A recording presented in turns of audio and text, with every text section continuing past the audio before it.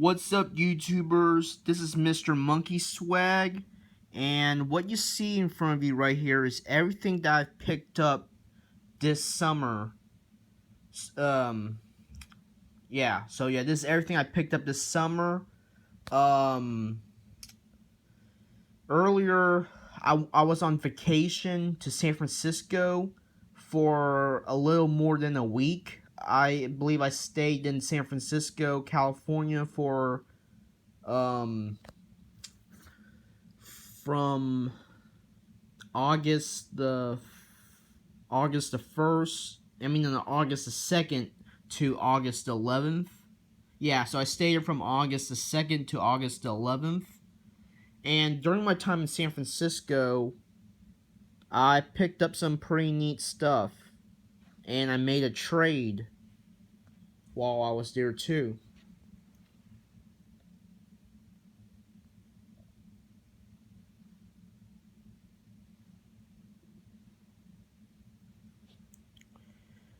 So, wow, the lighting's really bad. So what you see, so let's start with the modern stuff. I actually picked up the modern coins before I was on vacation to San Francisco. So before I went to San Francisco, I just stopped by my local coin shop and I got a Boy Scouts of America silver dollar. Really like the design.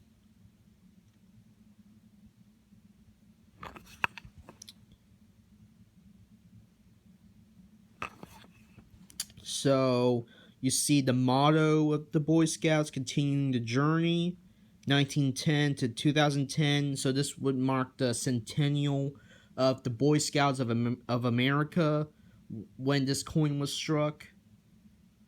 Yeah, so really nice design. You see the Boy Scout emblem in the reverse, and I really like the detail in the obverse. You can see all the creases and folds in the uniform.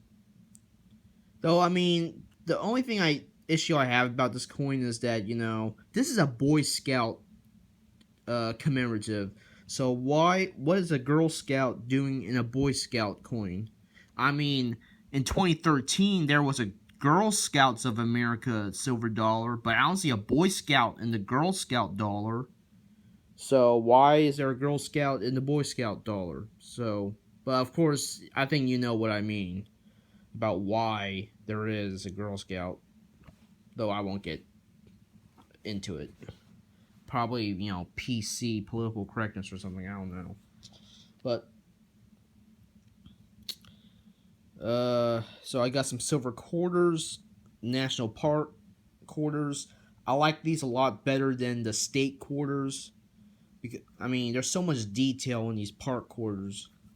I was never a fan of the state quarters because the state quarters, the designs are usually all over the place with the state quarters, so I never liked that series. But I really like the park series. So yeah, these are silver proofs, 2011 Olympic National Park. You see an elk and a mountain and a forest. Really nice design.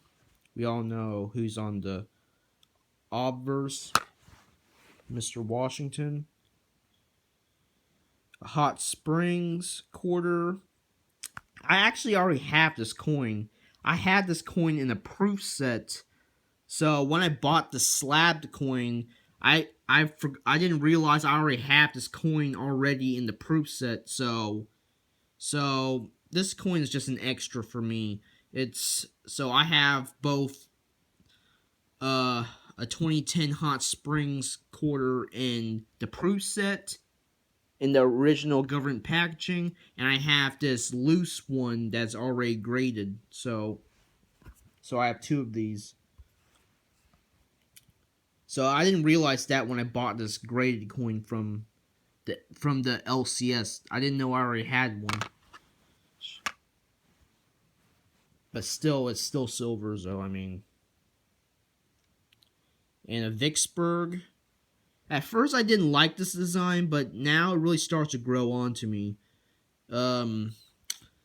now I would say this would be one of my favorite designs in the park series because I'm a big Civil War buff. Well, when I was younger, I was a big Civil War buff. And what you see, and as we all know, the Battle of Vicksburg is a very important battle. It's probably the battle that really turned the tide of the war in the Union's favor during the Civil War because the city because the city of Vicksburg is a strategic location for the Confederacy because it was located near the Mississippi River, and whoever controls the Mississippi River controls uh, the the waterways in which weapons are shipped to the Confederacy. So when the Union laid siege on Vicksburg and eventually conquered it, um, by controlling Vicksburg, the Union effectively blocks out any weapons that might flow into the South during the Civil War because, as I said before, the Mississippi River is where is the the waterway in which ships would transport weapons and supplies to the Confederate soldiers. So yeah, so that's why Vicksburg was an important battle. That's it's really the Battle of Vicksburg. It really brought victory to the Union. So you see an ironclad ship on here. Really nice detail. I believe the Civil War was the first American war. Actually, probably the first war in history. I'm not really sure about that, but I believe I believe the Civil War was one of the first wars to introduce the use of ironclad ships. Because before this, ships were just made out of wood. So with the introduction of ironclad ships, that basically modernized naval warfare to what it is today, because these are basically wooden ships that are covered in iron plate. And as we all know, the most famous ironclad ships during the Civil War were the Monitor and the Merrimac. So, during the Battle of Vicksburg, General Ulysses S. Grant transport his troops with ironclad ships, and I believe these ironclad ships bombarded the city of Vicksburg while they were laying siege to the city. So, yeah. So, ironclad gunships were really important to the Civil War. But that's me discussing too much about, quarters. But now let's get on to the good stuff. So what you see in front of you right here is the stuff that I actually did pick up during my time in San Francisco. So I visited the most reputable coin dealer in San Francisco. I wouldn't say the most reputable, but probably the most well-known coin dealer in San Francisco. That would be Witter's Coin. Any collector from San Francisco would know this store. So yeah, they have a really good reputation. So let's start with this. So I picked up this rainbow toned 1942 Mercury dime MS66, and look at those colors. You see like green, purple, golden yellow, orange, red, all in the obverse. Really beautiful coin. I mean, it's almost completely toned. The only part that's not toned would be probably parts of the neck and the cheek that are left white, but for the most part, it is completely toned, except for these spots right here.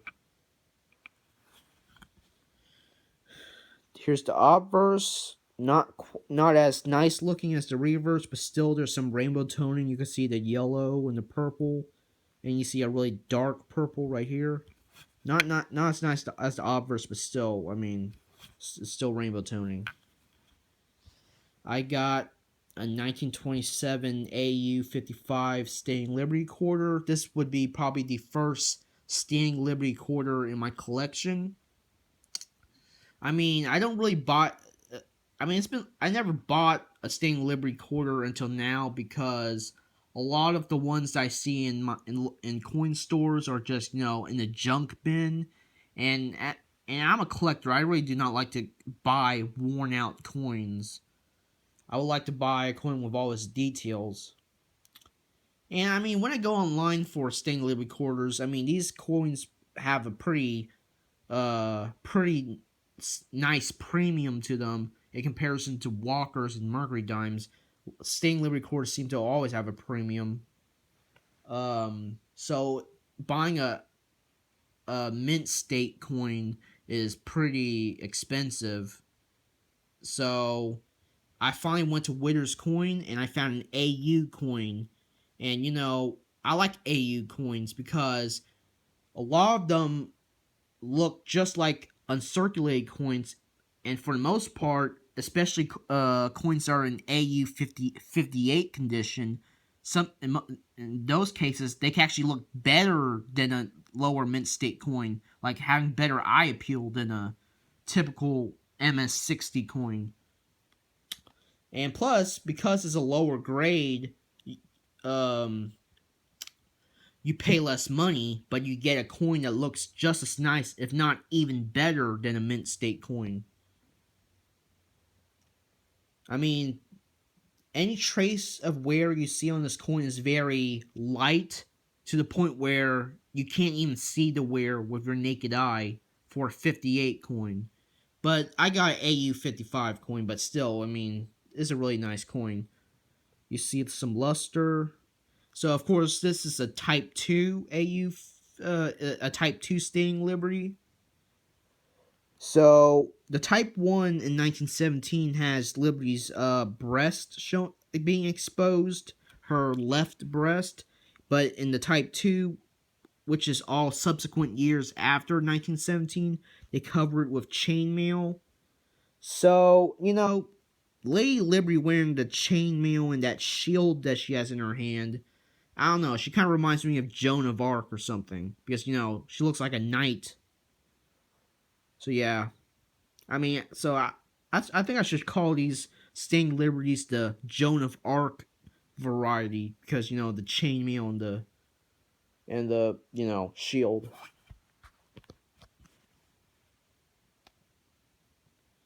And here's the Soaring Eagle reverse. So, yeah, really nice coin.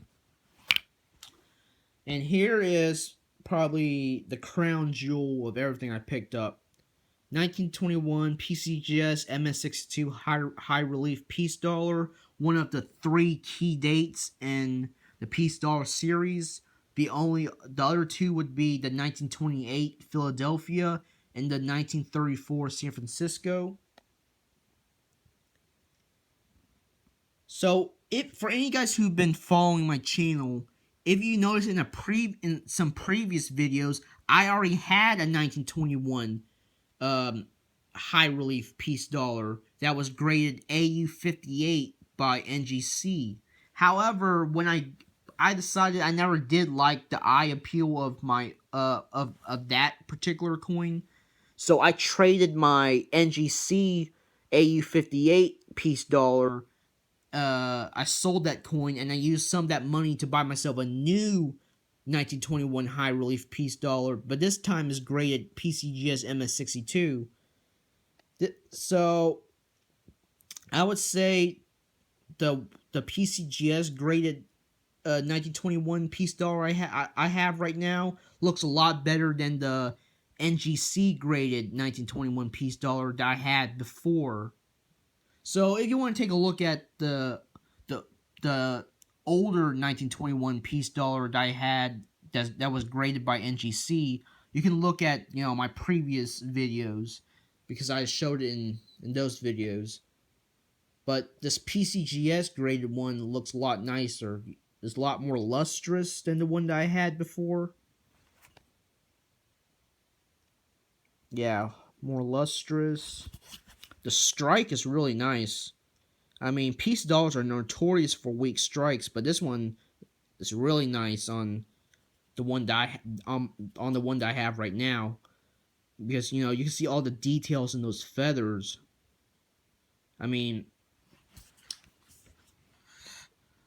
the 1921 piece dollar that I used to own before I got this one, you know, had a weaker strike. Like the feather details weren't that good in the one that I had before. So I'm really happy with my new one. So yeah, PCGS MS62. It's really lustrous. I mean, this video doesn't do this coin justice with how much luster it has. No, I honestly think it should be graded higher than MS62. If I sent this coin to NGC, it'll probably grade higher than MS62 because I don't really see a lot of bag marks. Because the high points of the coins are where you should look out for bag marks. Like bag marks really detract from the grade if it's on Miss Liberty's cheek, which is one of the high points. But I don't see a lot. I barely see any bag marks on her cheek, so I don't get why they only grade at 62. I mean, you see some scattered bag marks around the fields, but that's not important. So yeah, really lustrous. Nice strike on the reverse. So for any guys, so as you can see, it's the only year in which high relief piece dollars were minted. In 1922, the mint did decide to make high relief piece dollars in 1922 as well, but the mint ended up melting all the piece dollars all the high relief piece dollars in 1922. Like the mint was originally going to make like 30,000 high relief piece dollars in 1922. However, they end up melting all of those coins down, and they reduced the relief in 1922. So let's compare the high relief piece dollar to the lower relief piece dollar. As you can see, there really is a difference in the relief. Lady Liberty's head is much bolder than on the lower relief coin. So yeah. Here's the reverse. Even on the reverse, the eagle looks bolder on the high relief coin than it does on the low relief. The words are bolder. I mean, this low relief that I have doesn't have a good strike at all. I mean, you can barely see the letters. So yeah, that's the high relief piece dollar. I mean, to me, the only real piece dollars would be the high relief, because that's how the designer of the coin originally wanted his coins to look like, with the high relief. I mean, any piece dollar that came after 1921, I really don't consider to be true piece dollars. I mean, the strike is very weak on the lower relief piece dollars, and yeah, so you don't really see the full beauty of the design on any piece art that came after 1921. I mean, if you want to enjoy the full beauty of a piece dollar, buy a 1921, because this is the high relief. You can see all the details. So yeah, thanks for watching. Please like, comment, and subscribe. Peace, YouTubers.